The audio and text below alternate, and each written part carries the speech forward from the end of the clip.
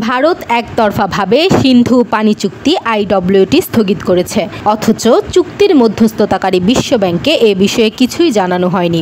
ভারতের প্রভাবশালী দৈনিক দ্য হিন্দু এমনটাই জানিয়েছে। প্রসঙ্গত 1960 সালের 19 সেপ্টেম্বর 6 বছর আলোচনার পর ভারত ও পাকিস্তানের মধ্যে এই চুক্তি স্বাক্ষরিত হয় বিশ্বব্যাংকের মধ্যস্থতায়। তৎকালীন প্রধানমন্ত্রী জওহরলাল নেহেরু ও পাকিস্তানের প্রেসিডেন্ট আইয়ুব খান এতে সই করেছিলেন।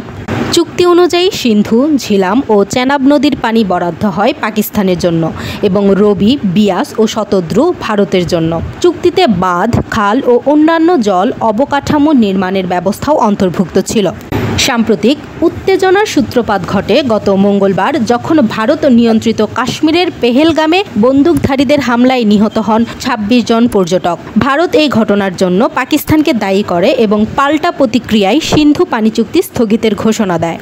24 এপ্রিল ভারতের পানি সম্পদ মন্ত্রণালয়ের সচিব দেবশ্রী মুখার্জি পাকিস্তানি সমকক্ষ সৈয়দ আলী মুর্তজাকে চিঠি দিয়ে আনুষ্ঠানিকভাবে চুক্তি স্থগিতের কথা জানিয়ে দেন। চিঠিতে উল্লেখ করা হয়, এই সিদ্ধান্ত অবিলম্বে কার্যকর হবে। তবে বিশ্বব্যাংকের একজন মুখপাত্র জানান, সদস্য দেশগুলোর সার্বভৌম সিদ্ধান্তে তারা কোনো মন্তব্য করে না। অন্যদিকে ভারতের পক্ষ থেকে বলা হয়, বিষয়টি পাকিস্তানকে জানানো হয়েছে, তাই বিশ্বব্যাংকে আলাদাভাবে জানানোর প্রয়োজন নেই।